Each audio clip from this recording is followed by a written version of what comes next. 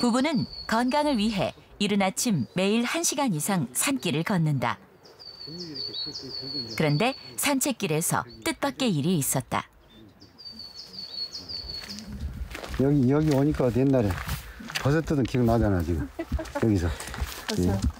아픈 추억이네. 아픈 추억.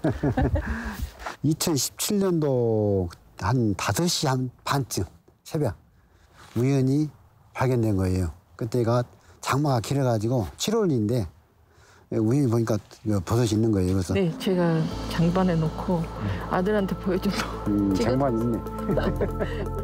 자연송이를 닮은 버섯. 자칭 전문가들한테 자문을 받아가지고 먹은 거죠 이제.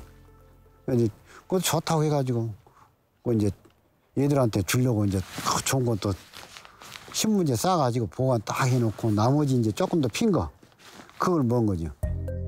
먹어본 적이 있던 버섯이라 전혀 의심하지 않았는데 속이 토할 것 같고 좀 메슥메슥거린다든가 머쓱머쓱한다든가 그래서 좀 목이 안 좋고 힘이 없고 이게 이상이 있나 그랬더니 저만 그런 게 아니고 남편도 그래서 이건 이상하다 지금 그렇게 생각을 했었습니다. 집 가까운 병원을 찾았다가 급히 대학병원 응급실로 전원된 부부. 남편 박석윤 씨의 콩팥은 투석 직전에 심각한 상태였다. 피검사에서 이제 콩팥 수치라고 하는 크레아틴 수치가 너무 높게 나오니까 남편분은 11이었어요. 11. 그러니까 정상보다 한 10배 이상 조금 안 좋다 이렇게 생각하실 수 있을 것 같아요. 우리 몸의 근육은 활성화하면서 노폐물을 만드는데 바로 크레아티닌이다. 크레아티닌은 혈액을 타고 콩팥을 거쳐 소변으로 배출되는데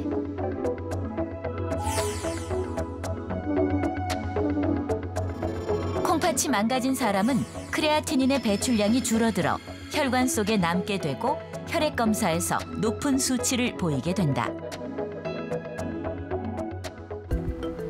자연송이인 줄 알고 독버섯을 먹은 부부의 최고 크레아티닌 수치는 아내는 3.06, 남편은 11.4로 심각한 상태였고 남편 박석윤 씨의 콩팥은 정상보다 심하게 부어있는 상태로 투석 직전의 상황이었다.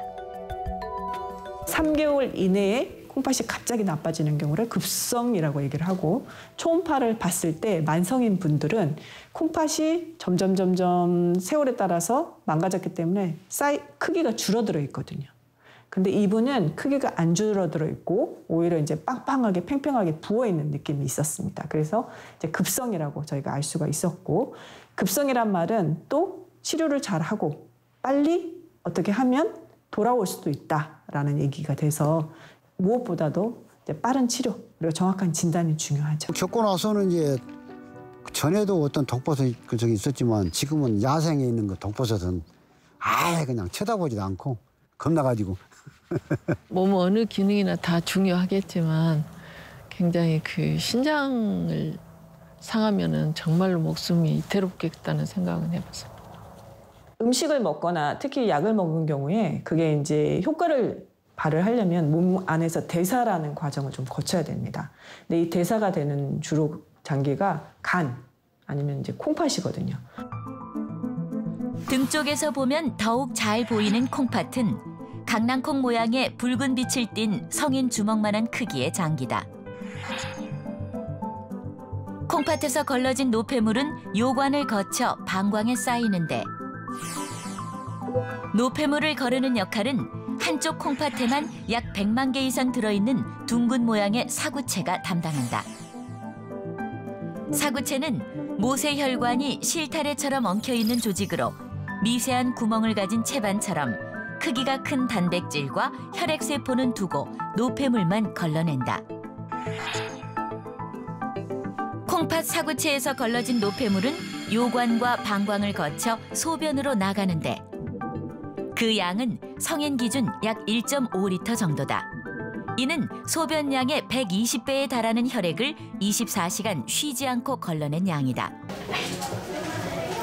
잘 지내셨어요? 네. 아유, 허리 다쳐가지고 이랬지. 허리도 다치셨어. 그 약국에서 받았던 약 오늘 혹시 가지고 오신 게 있을까요? 근데 심할 때만 드시라는 것도 있잖아요. 그거를 그날 또 삐끗하셨을 때 세알 한꺼번에 그렇게 드셨다는 거예요. 세알 내열해서 네. 너무 아프셔서. 네. 신장내과 전문의가 가장 세심하게 살피는 약이 있다. 바로 콩팥에 위험한 진통제다. 우리가 흔히 엔세이드라고 이야기하는 약인데요. 아주 대표적으로 콩팥을 나쁘게 하는 약으로 되어 있습니다. 그래서 감기에도 쓰는 뭐 브루펜이라든지 그다음에 그 동네 약국에서 쓰는 여러 뭐 생리통, 감기 이럴 때 쓰는 약들 있잖아요. 그런데 거의 들어있다고 보시면 되고요. 비스테로이드성 소염 진통제는 병원에서 주사제로도 자주 처방하는 약이다. 하지만 일반인과 만성 콩팥병 환자에게서 급성 콩팥 손상을 유발시킬 만큼 콩팥 건강에는 좋지 않은 약이다.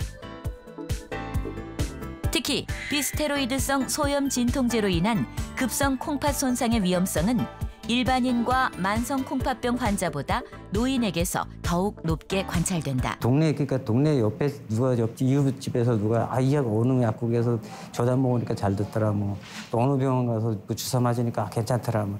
근데 이런 거에 현혹되지 않았으면 좋겠어요. 그래프가 이게 지금 신장 기능을 얘기를 하고 있거든요. 저희한테 왔을 때가 34%.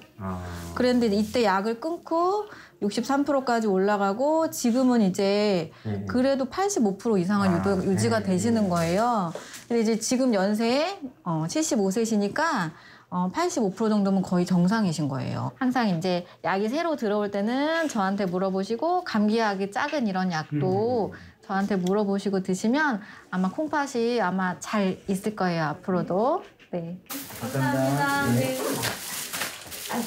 네, 감사합니다.